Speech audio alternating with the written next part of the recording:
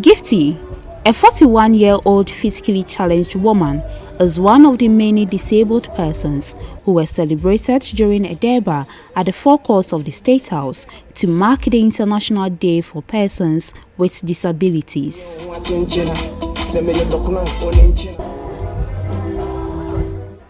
During the course of the event, Gifty quite naturally decided to visit the restroom. Stuck to her wheelchair, she forcefully rolled herself down to the mobile toilet provided by the organizers of the derby. Upon her arrival, she couldn't help but urinate openly as the mobile toilets available were not disability friendly.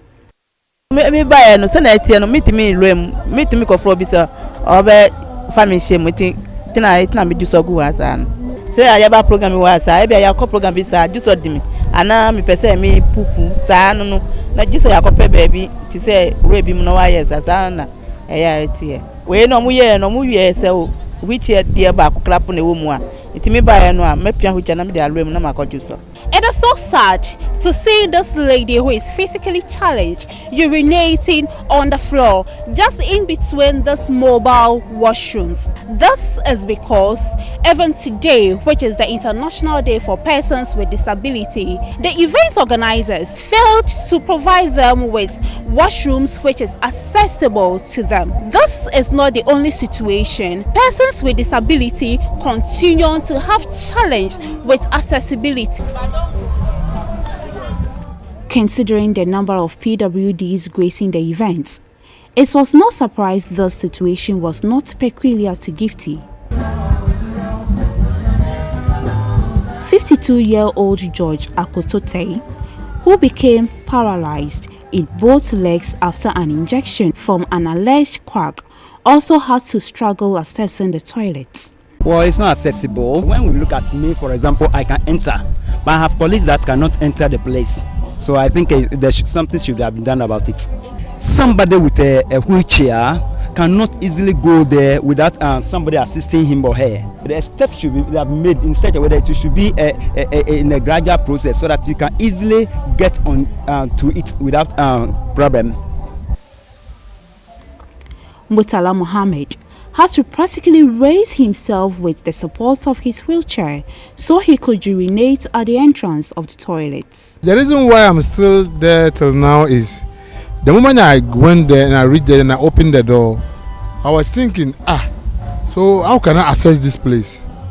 So I have to close the door again and go and start some place so that I won't block traffic, so that everybody can get access to it. But so that I also think of how am I going to use the place. I came back and come and raise up the wheelchair on my own, and actually I risk my life to do it because anything can happen. What I'm doing, I can easily somersault at the back because I'm only doing it. Nobody is helping me at the back. When questioned about the embarrassing development, the acting executive secretary of the National Council of Persons with Disabilities, Kwame Nadazi, said all efforts were made to procure more accessible mobile toilets at the event. One of the issues that we raised with the organizers has to do with accessibility.